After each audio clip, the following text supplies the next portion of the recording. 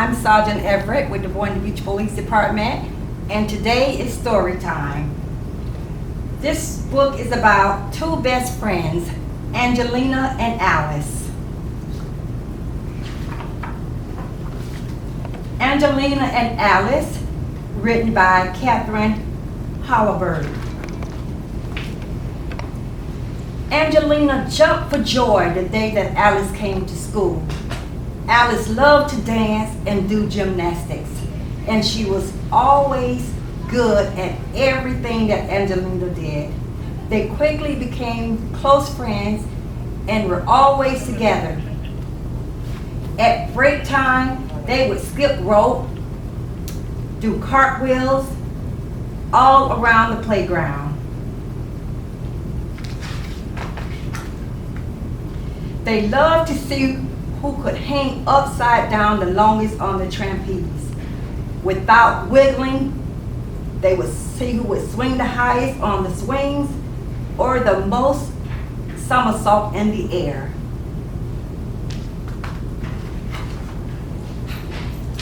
Angelina was good at cartwheels and even could do splits, but Alice could not do a perfect handstand with her toes pointed straight in the air and would never lose her balance.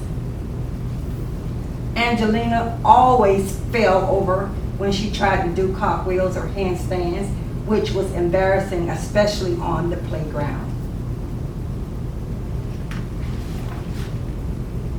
One day, Angelina fell right on her bottom, and the older children pointed at her and laughed. One of them giggled and said, "Look at Angelina Tombolina." Another whispered to Alice, and then something awful happened. Alice giggled too, and they all ran off to play, leaving Angelina behind the swings to cry.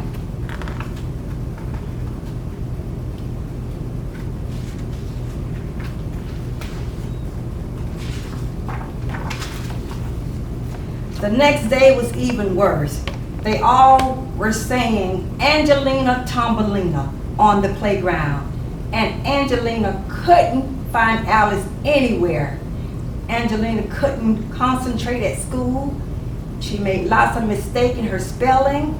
She couldn't even eat her sandwich at lunch. And by the time the class was lining up for gym, Angelina felt so sick she wished she could go home.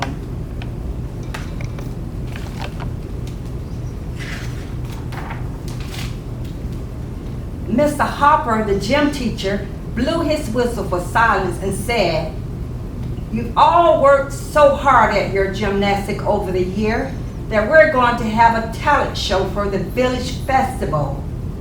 Everyone needs to find a partner and start practicing now." Angelina looked around, looked at the floor. She didn't see anyone. She was so afraid no one would want to be her partner. A big tear rolled down her nose.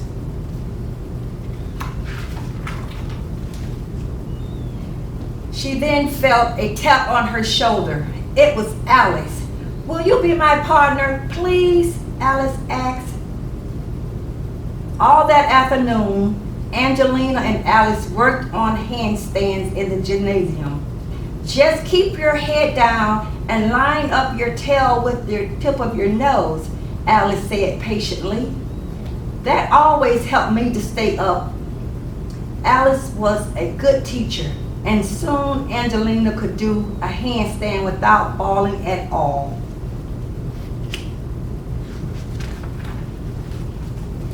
Mr. Hopper taught them how to swing in a beautiful circle over the bar and how to actually fly through the air and land neatly balanced on their mat.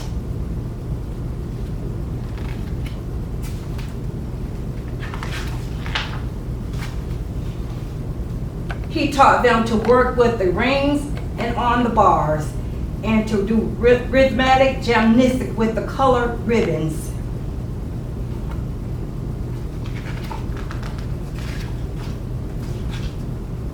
Finally, Mr. Hopper showed them a terrific balancing trick they could do for the show. The day of the Village Festival was bright and beautiful.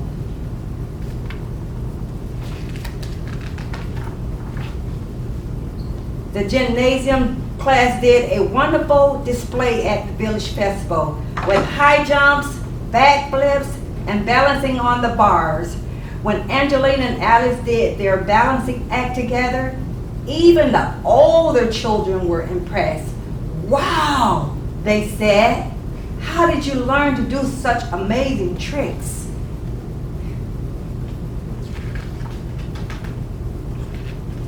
After the show, Mr. Hopper smiled and said, "That was really good teamwork."